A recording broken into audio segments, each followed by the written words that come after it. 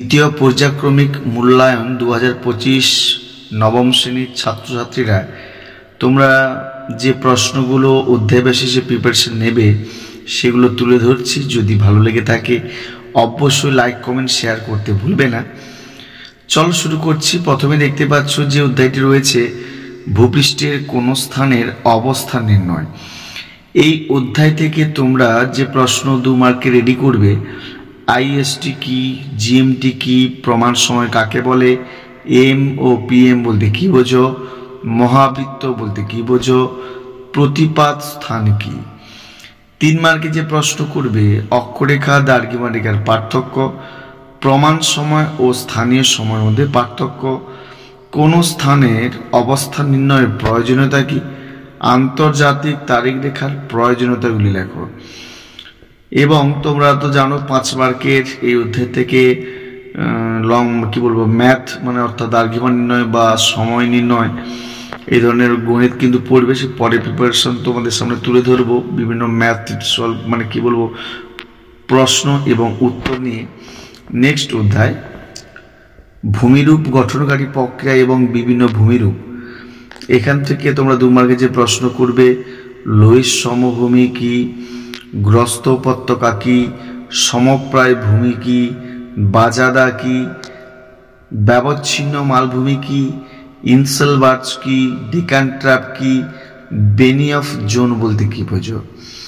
পার্থক্য করবে মহিমাবক ও গিরিজনী আরোহণের পার্থক্য, পেডিমেন্ট ও বাজাদার মধ্যে পার্থক্য, স্তূপ পর্বত ও গ্রস্ত উপত্যকার মধ্যে পার্থক্য, পর্বত বেষ্টিত মালভূমি ও ব্যবচ্ছিন্ন মালভূমির পার্থক্য।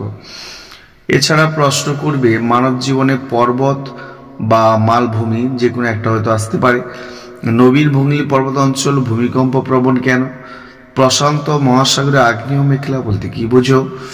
এছাড়াও ভঙ্গিল পর্বত, স্তূপ পর্বত এবং আগ্নেয় পর্বতের বৈশিষ্ট্য দেখে রাখবে। এই অধ্যায় থেকে মোস্ট যে ইম্পর্টেন্ট প্রশ্ন 5 মার্কে তোমরা করবে, পাত সংস্থান তত্ত্বের আলোকে ভঙ্গিল পর্বতের উৎপত্তি চিত্র সহ আলোচনা করো। নেক্সট চিত্র সহ স্তূপ পর্বত ও গ্রস্ত উপত্যকার উৎপত্তি ব্যাখ্যা করো। নেক্সট অধ্যায় আবহবিকার অধ্যায় থেকে যে প্রশ্নগুলো 2 মার্কের জন্য প্রিপারেশন নেবে, আবহবিকার কি, ক্ষয়ীভবন কি, পুঞ্জিত ক্ষয় কি, যান্ত্রিক আবহবিকার বলতে কি বোঝো, স্বল্পমোচন কি, ক্ষুদ্রকণা বিস্ফোরণ কি, জারণ কি, কার্বনেশন কি, হিউমিফিকেশন কি, রেগুলিত কি, সোলাম কি। তোমরা দেখে রাখবে, এখানে দেওয়া নেই, অর্থাৎ এলিভেশন ও এলিভেশনটাও দেখে রাখবে। নেক্সট 3 মার্কের প্রশ্ন মরু অঞ্চলের যান্ত্রিক আবহবিকার বেশি হয় কেন, মৃত্তিকা সংরক্ষণের উপায় কি, মৃত্তিকা সৃষ্টির প্রক্রিয়াগুলি আলোচনা করো। 5 মার্কের করবে রাসায়নিক আবহবিকার কাকে বলে এবং এর বিভিন্ন পদ্ধতিগুলি আলোচনা করো, যান্ত্রিক আবহবিকার কাকে বলে এবং এর পদ্ধতিগুলি আলোচনা করো। নেক্সট পশ্চিমবঙ্গ থেকে করবে, তোমরা জানো প্রাকৃতিক পোর্শনটা সেকেন্ড ইউনিট টেস্ট এক্সাম মূলত পরীক্ষা হবে। তোমরা যে প্রশ্নগুলো 2 মার্কে করবে, কালবৈশাখী কি, আশ্বিনের ঝড় কি, পশ্চিমী ঝামেলা কি, তরাই কি, তরাই ও ডুয়ার্স কি, তাল কি, লু কি, ত্রাসী নদী কাকে কেন বলা হয়। নেক্সট 3 মার্কে করবে বৈশিষ্ট্য সুন্দরবনের নদী, ল্যাটেরাইট মৃত্তিকা, স্বল্পবর্গীয় অরণ্য, ম্যানগ্রোভ অরণ্য এবং একটু পার্থক্য দেখে রাখবে উত্তরবঙ্গের নদী ও মালভূমি অঞ্চলের নদীর মধ্যে পার্থক্য কি। নেক্সট এই অধ্যায় থেকে তোমরা যে প্রশ্নগুলো 3 মার্কের জন্য প্রিপারেশন নেবে সেগুলো হচ্ছে পশ্চিমবঙ্গের প্রশাসনিক বিভাগ সম্পর্কে আলোচনা করো। খুব ইম্পর্টেন্ট, এখান থেকে শর্ট প্রশ্ন পেতে পারো।